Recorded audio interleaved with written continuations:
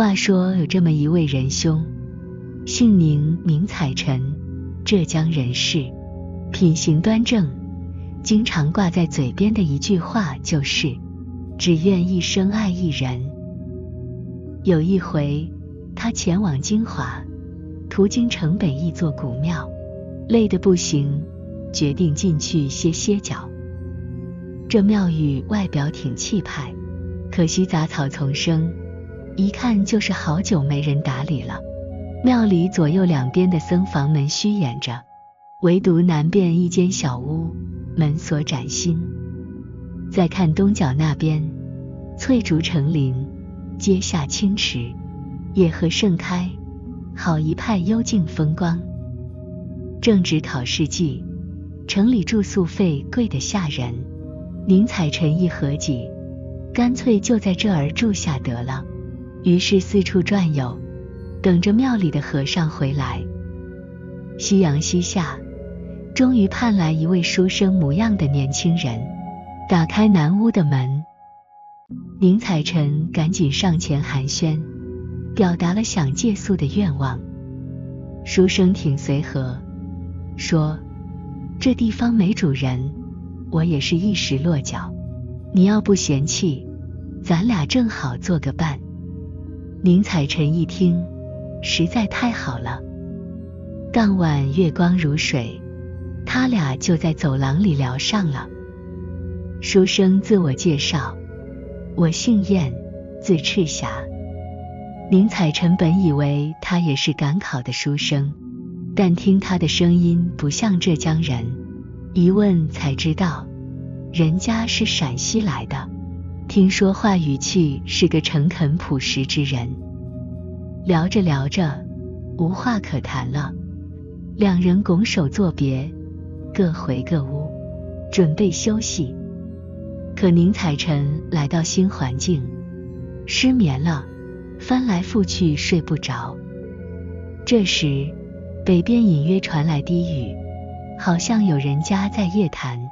宁采臣好奇心起，悄悄凑到北窗边，透过缝隙一看，那是个小院子，里面站着一位40多岁的妇人，旁边还有一位老妈妈，穿着暗红衣裳，头戴银饰，背驼得像张弓，俩人在月光下嘀咕呢。妇人说，小倩怎么这么久了，还没回来？老妈妈回，快了快了。妇人又问，她是不是对咱有意见呢？老妈妈摆摆手，没听她说啥，不过看着不太高兴。妇人叹了口气，那丫头不好伺候啊。正说着，一个17、18岁的姑娘出现了，模样俊俏得很。老妈妈笑眯眯地说曹操道，小机灵鬼，幸好没说你坏话。还夸那姑娘，你呀，美得跟画上似的，我要是年轻时候，估计也被你迷得神魂颠倒。姑娘撒娇，还是姥姥疼我。接着妇人和姑娘又嘀咕了几句，宁采臣以为是邻人的家眷，就没再细听。过了一会儿，那边安静下来，他也准备继续睡。可就在这时，屋里突然闯进来个人，不是别人，正是那北院的姑娘。宁采臣一愣，问她干啥。姑娘说，月色这么好，睡不着，想找你聊聊天，增进感情。宁采臣一听，正色道，咱们得顾忌名声，别让人说闲话，稍一失足，声誉可不能就这么毁了。姑娘说，夜深人静的，谁知道呢？宁采臣一听急了，连声警告。那姑娘磨蹭着，还想说什么，宁采臣直接放了狠话，再不走，我喊南屋那哥们了。女子吓得撤退，出门前还扔下一锭金子，宁采臣二话不说，把金子扔到了院子里，说：这钱来路不明，我可不要。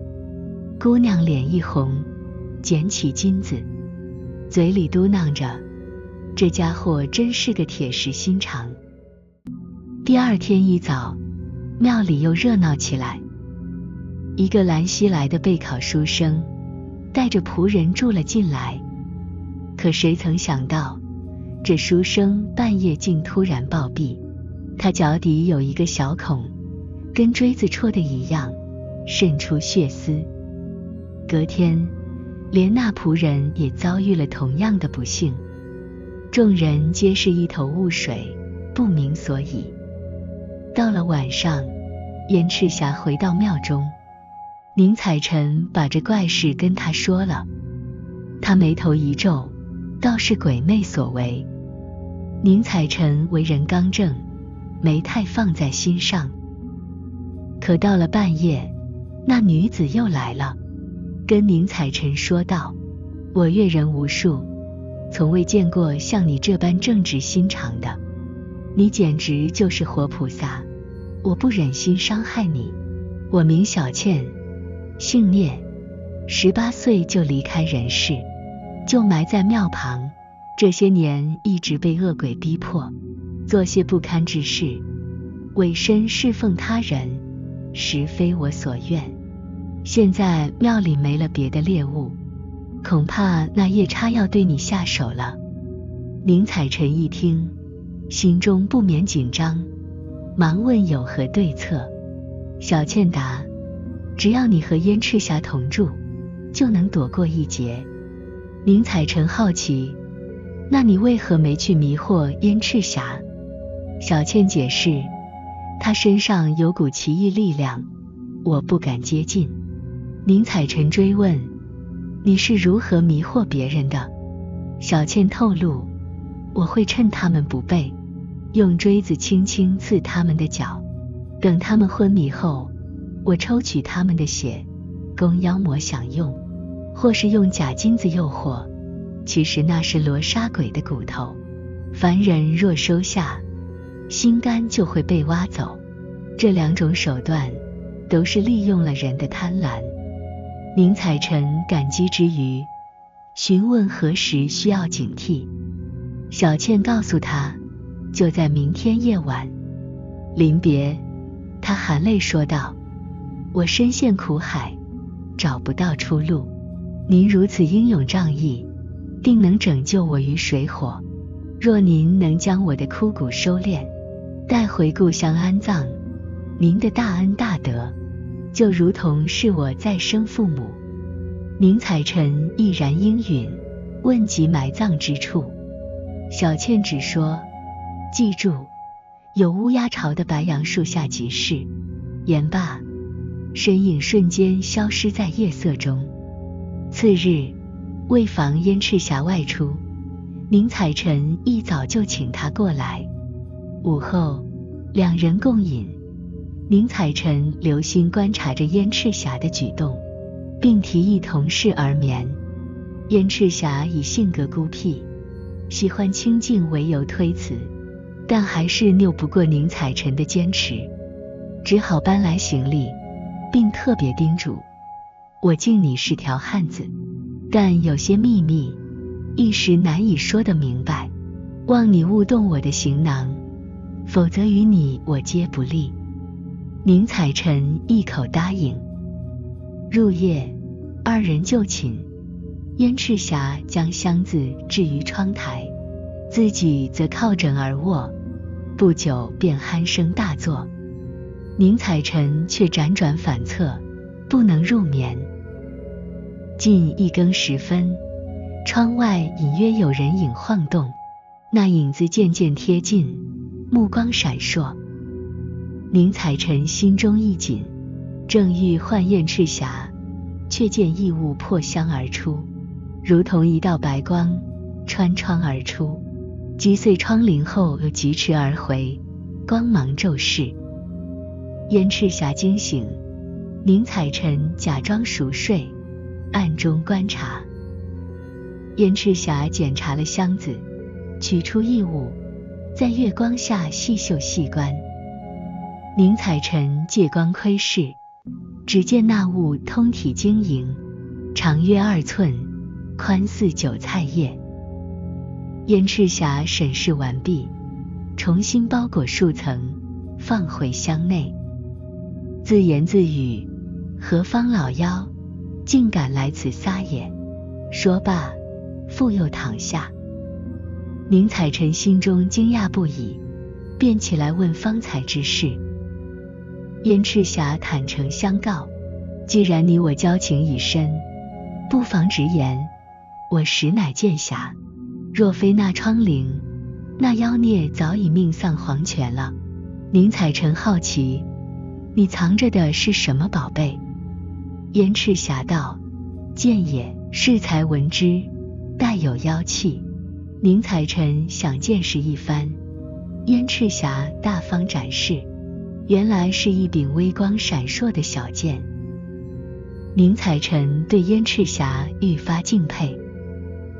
天亮后，果然发现窗外留有斑斑血迹。宁采臣依小倩所托寻迹北行，果然在一片荒冢间找到了那棵其上有乌鸦巢的白杨树。宁采臣打算料理完迁坟事以后，就收拾行李，准备返乡。燕赤霞设宴送行，情深意切，更赠他一只旧皮囊，说：这是剑带，务必好好保存，可辟邪驱鬼。宁采臣欲学剑术，燕赤霞婉拒：你既有信义又刚直，本是剑客的好苗子，但命中注定你走的是富贵之路，非江湖中人。当天，宁采臣借口有妹葬于此，挖出小倩的遗骨，细心包裹，另传归家去了。话说宁采臣的书房紧邻着一片荒郊野外，他就在书房旁选了块地，为小倩筑起了一方静谧的安息之所。祭拜之时，他深情地祈愿：可怜你孤魂一缕，今安葬于书房之畔，愿歌声与低泣，你我皆能听见，再无恶鬼侵扰你安宁。这杯简单的水酒，虽不比世间佳酿，还望你勿嫌。祷告结束，正欲转身离开，耳畔忽闻一声轻唤：宁公子，请留步，待我与你同行。宁采臣一回头，发现是小倩，只见她满心欢喜地连声道谢：公子重情重义，我便是历经百转千回，也难报此恩，请允许我随你回家，拜见双亲，哪怕只能做一名卑微的侍妾，我亦心甘情愿。宁采臣仔细打量着小倩，那肌肤白里透红，脚步轻盈如细笋般清新，白日之下更显娇媚。于是二人并肩步入书房，宁采臣让小倩稍坐，自己则先进屋向母亲禀告。母亲闻此消息，自然是惊讶不已。那时候宁采臣的妻子已缠绵病榻多时，母亲连忙叮嘱，此事万不可让儿媳知晓，以免惊吓了她。话音未落，小倩已悄无声息地步入房内，盈盈下拜。宁采臣介绍道：这就是小倩。母亲惊恐地看着小倩，不知如何是好。小倩温婉言道：我孤身漂泊，幸得公子援手，恩深似海，我愿为婢为妾，以报答此恩。母亲见她温婉可人，不由心生喜爱，但仍有所顾虑。小娘子如此垂青我儿，我自是欢喜，但家中仅此独子，还需延续香火，娶鬼为妻，我实难接受。小倩闻此，连忙应道：我绝无二心，我是九泉下的人，既然难以取得母亲信任，愿以兄妹之情侍奉公子，早晚陪伴母亲左右，尽孝膝前，如何？母亲感其诚心，终是点头应允。小倩还说想要见见这位病中的嫂子，可宁母却以嫂子身体不适为由婉拒了她。小倩便识趣的没有强求，她便直接走进了厨房，帮着母亲打点起膳食来。那进出忙碌的模样，仿佛她早已是这家中的一员。夜色渐浓，宁母心中难免生出几分忌惮，便催促小倩回房休息，且故意不为她铺设卧具。小倩心领神会，没有多言，转身欲离。路过宁生的书房时，她脚步一顿，似有进去之意，却又犹豫着退了回来，在门外徘徊，一副心有余悸的样子。宁生见状喊住了她，小倩这才道出原委。那书房里有股贱气，逼人得很。之前在路上我总是避着你，也是因为这个。宁生恍然大悟，意识到是那装剑的皮囊在作祟，于是取下它挂到了另一间屋子里。小倩这才安心进了书房，她挨着烛火坐下，好一阵子，只是静静地坐着，未发一言。时间悄然流逝，直到深夜，小倩才开口问道：哥哥夜里还读书吗？我小时读过《楞严经》，可惜大多忘却了，能不能给我一卷？晚上空闲时，还请哥哥指导一二。宁生答应了他的请求。小倩坐了一会儿，仍旧沉默不语，眼看2更已过，却还是没有离开的意思。宁生有些着急，催促他该回去了。小倩脸上露出凄楚之色，轻声道：我一个无依无靠的孤魂，最怕的就是那荒凉的墓地。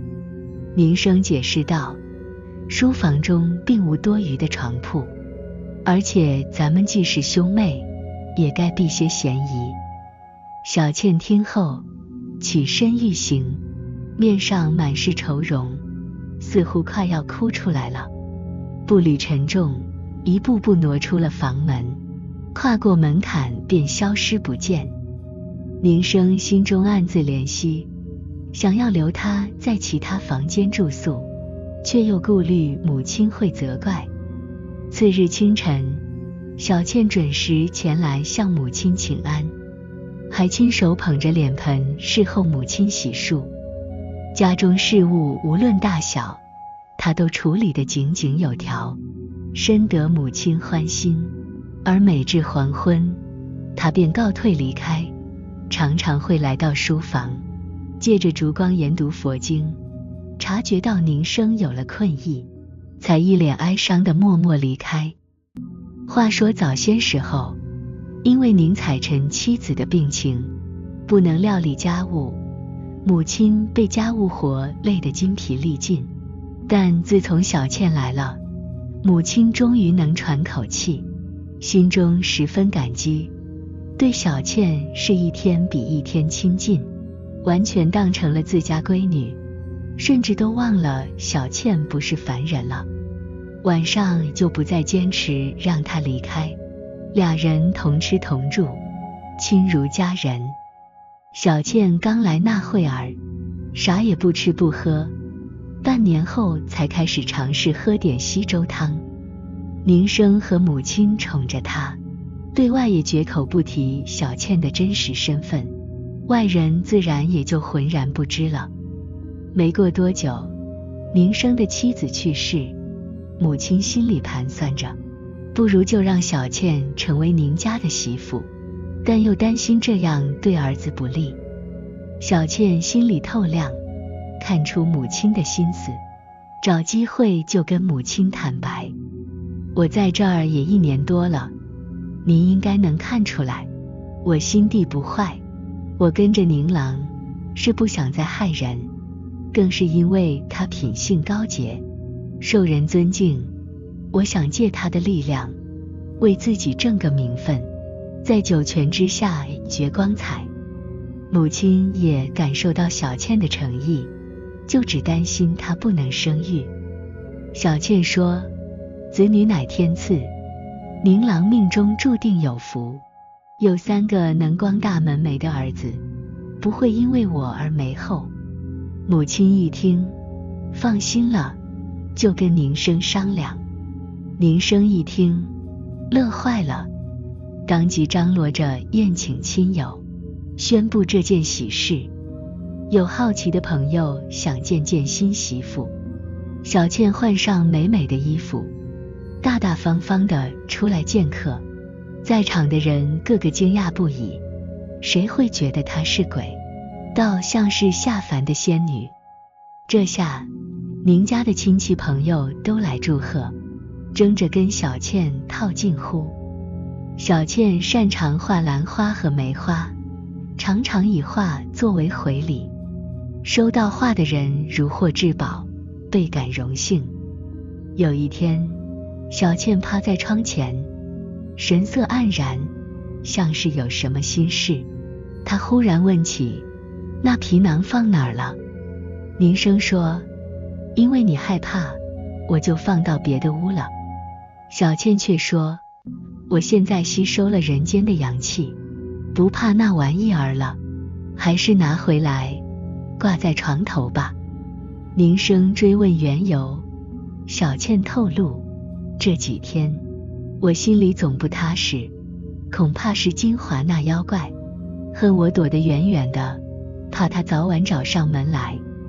宁生赶紧把皮囊取来，小倩仔细端详一番，感叹道，这可是剑仙装人头的袋子，破成这样，不知斩了多少妖魔。不过我看到他还是有点发怵。说罢，他将剑袋挂在床头。第二天又让宁生移到门上。晚上两人对着蜡烛坐着，都没敢合眼。突然有个东西像夜里的鸟一样掠进来，小倩吓得躲进了帘幕后。宁生定睛一看，那家伙长得跟夜叉似的，眼睛闪着电光，舌头血红，伸出锋利的爪子直奔过来。快到门口时，他却停下脚步，犹豫不决，最后慢慢靠近皮囊，企图撕开它。这时皮囊里砰的一声响，瞬间膨胀得像个大竹筐，恍惚有一个鬼怪突出半个身子，把夜叉一把揪进去。随后一切归于平静，皮囊也恢复了原样。宁生是又惊又怕，小倩却笑逐颜开，没事了。两人凑近一看，皮囊里只剩下了几斗清水。后来的故事就如同小倩预言的那样，宁生真就高中了进士，小倩还给他添了个儿子。不久，宁生又纳了个妾，两边各添一子。这3个孩子长大后都做了官，口碑极佳。这一家子可以说是人丁兴旺，幸福美满。